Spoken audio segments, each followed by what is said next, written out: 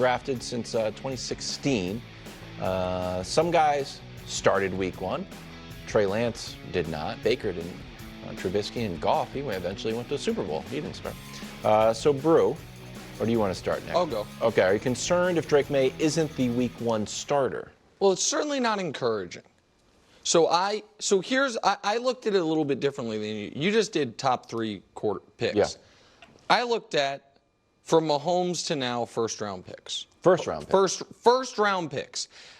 To me, in my opinion, tell me if you guys think it's fair, I look at Mahomes and Jordan Love as 2 exceptions in that they were drafted by teams who had just won their division, made the playoffs with an entrenched starter. They were never competing for the week 1 starting spot. It was off the board. Those were the 2 first. And Lamar. And Love clearly wasn't ready. I mean, I assume he wasn't, yes. And Lamar also, by the way, while they weren't coming off a division title, nobody was saying he was drafted the final pick of the first round with an entrenched starter for the time being. The other guys, while a lot of guys wild who started week 1 ended up failing, almost everyone that was, oh, you're not the starter, didn't work out. So last year, Bryce, CJ, Anthony Richardson, they all started, right? They all started. The year before, 1 first-round pick, Kenny Pickett, he did not start week 1. The year before that, the 2 first-round picks who didn't start week 1 were Trey and Justin. The year before that, Tua didn't. He worked out. And Justin Herbert started for week 2. He's the guy. Yeah, he was kind of forced in. Daniel Jones didn't. Dwayne Haskins didn't. Josh Allen was starting by week 2. Baker, as you mentioned, week 3. So the point that I'm making is this.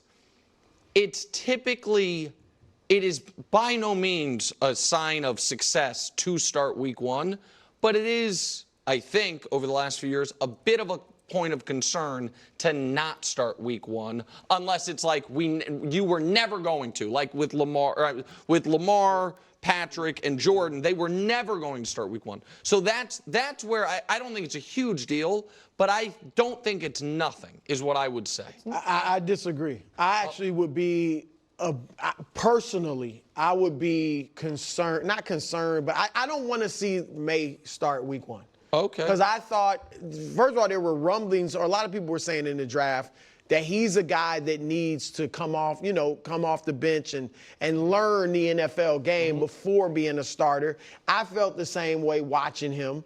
And I personally think a lot, Nick, of these rookie quarterbacks would benefit. I get why they don't do it financially, but I think a lot of these rookie quarterbacks would benefit from sitting for a year, learning the game, learning under somebody's feet, and then coming in their second year as a starter, or at least late in the season. Now, I don't expect Dre to sit the whole year because the Patriots are going to be bad.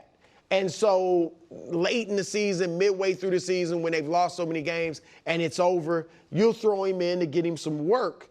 But I think he should sit for a while because I think he's got a lot to learn. And I just think it's beneficial because most of these rookies that come in aren't ready. Okay. Where do you stand? Well, I just saw Mac Jones beat out. He was our last first-round pick. Beat out Cam Newton, who did not start the preseason games, and it was basically like, no, Cam is the starter. He's resting in the preseason. He's number 1. And Belichick was like, nope. Cam's not only not going to start, he's off the team. It's Mac's team. Mac, as much as I joke about it, we did go to the playoffs as a rookie, but we ended up falling on our face. Now, would he have learned more by just sitting? I don't know. Sometimes I think yes.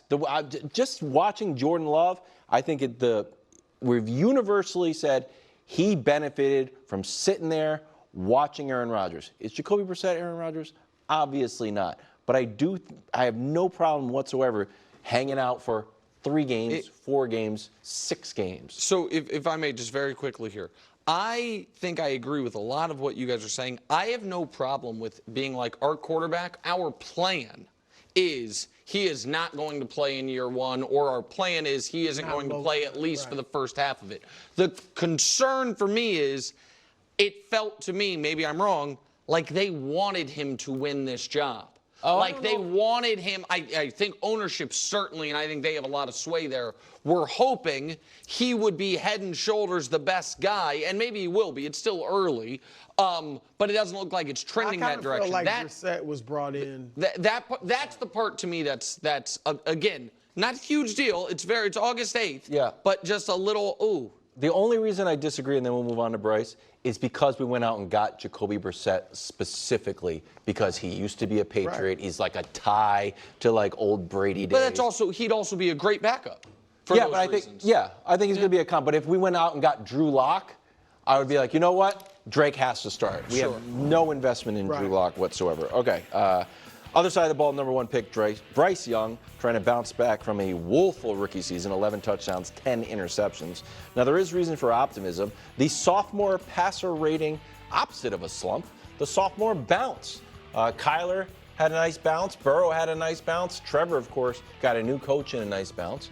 Is Bryce going to have the same bounce? Expecting a bounce-back year from Bryce.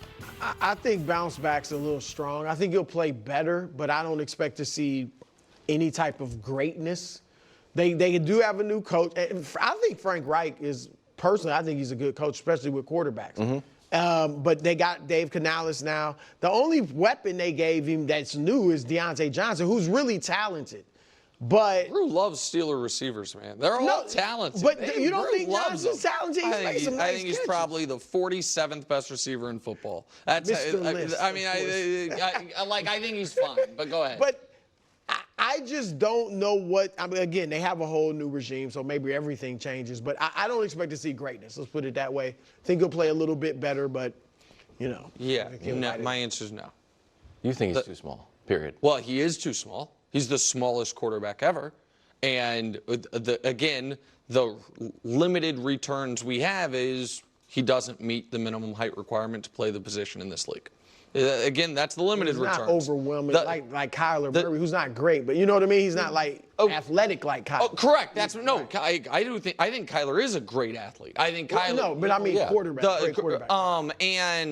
It's just the height plus the frame is wildly concerning, and the fact if a player that is at this big of a size measurable disadvantage were going to succeed, it would be in the exact opposite scenario he was put in.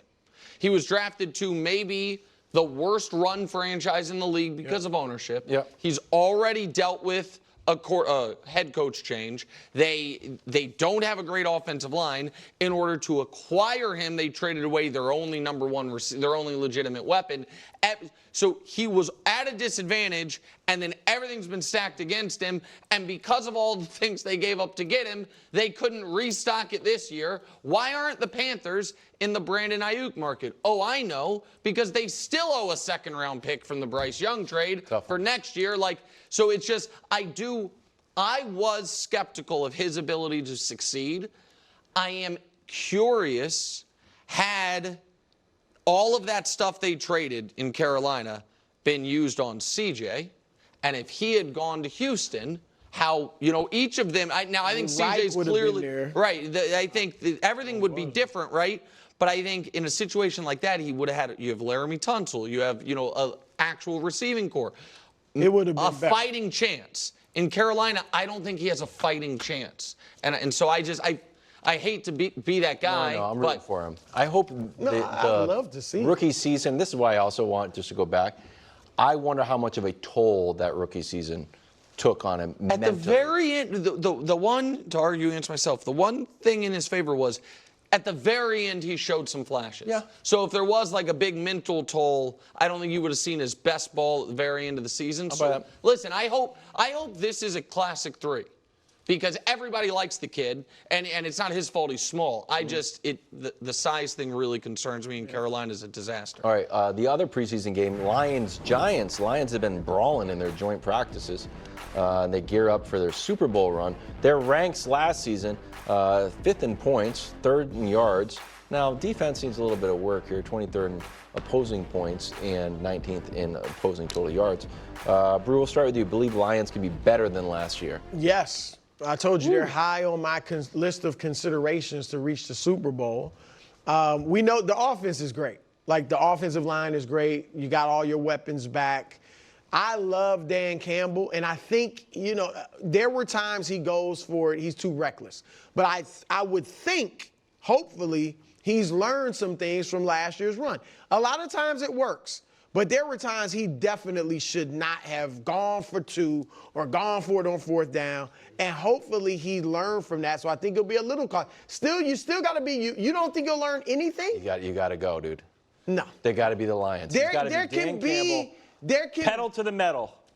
People They're going act for like it all the time. You can't do both. You can't. LeBron is both a great scorer and a guy that looks for everybody else. You can be both. It does feel to me that you and others, you want them to go for it when it works. No, the Cowboys game. No, that was stupid. That's what I'm talking about. If that's all you're talking about, if all you're saying is don't go for 2 from the 7, then everyone agrees. But it seems like the Niners game they made the key mistake. No, but so that's what I'm saying. But that was a mistake because they didn't get it.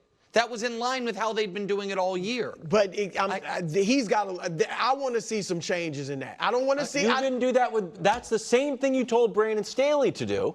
And then Brandon Staley. It never worked for Brandon Staley. But he became just a regular coach. He wasn't on the cutting edge. He wasn't daring. And it was just like, I'm just going to wait to be fired. He wasn't like, good I've got either way. And the Chargers had no identity. Once Brandon Staley took your advice, the Chargers were an identityless team.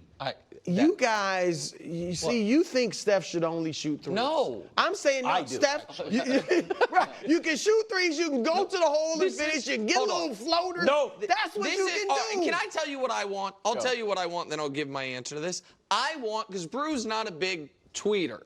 He tweets clips from his media appearances days after they aired. That's how he uses. Marinate. This is what I want. I want you can call me, text me, or tweet before 4th downs, go for it or not. I want you on the record every blue moon, maybe, but that's a lot to ask. I want you because it really does feel, and I'm not trying to pick on you, Brew, because it's a lot of people who tend to be your generation who are playing the result. I didn't grow up on Madden. I didn't learn the game from Madden. Right, but you don't mind it when it works. No, I gave you examples. You only gave me examples of it not working. That time because, again, I'm just off the top of my head, the Cowboy stuff, that was clear. Why are you doing this? There are times they go for it on 4th down in their own territory. Yes. Why? Because and it's not always 4th and 1. Right. Or 4th and 2. But so I guess here's the reason I say I think you play the result a bit. One of the times they went for it on 4th down in their own territory was week 1 against the Chiefs. We loved it. And they won. That one was okay. See, that's what I'm saying. That's how you do it. It's not a science. It's an art. I'll give you that. And the art is seeing the result. It's a rich tapestry. All right. But defensively, that's where they got to improve. And I like Terry and Arn. I think they'll get better. They got better last year. So I oddly actually think their only hope of being better than last year is more 4th down stuff, because I think the loss of Badgley's a really big deal. I do. I think kickers are underrated. I think kickers and punters are underrated as far as their impact for bad teams, they're almost meaningless. For the teams competing for a championship, I think they're wildly underrated when we discuss the keys to the game. Badgley was reliable and good, and for him to all of a sudden be out for the year, and whenever that happens, that's typically a team that we'll hear, pardon me, they'll have Fox game and we'll hear this. Third kicker of the season for the Lions. It's a team that gets on that, and that to me is just met him. They were like Mike Vrabel just met him in the locker room. Lastly, Daniel Jones not expected to play tonight. The question after Hard Knocks showed his GM trying his best to move on from him with several teams: is Jones still in the Giants' plans at all? His 2022 season got him a playoff win, but other than that, it's been rough sledding, going 13 and 30 with more turnovers than touchdowns. Brew, do you believe this will be Jones's last year with the G-Men? Look, I don't think he's been dealt the greatest hand. He's had several head coaches, several offensive coordinators.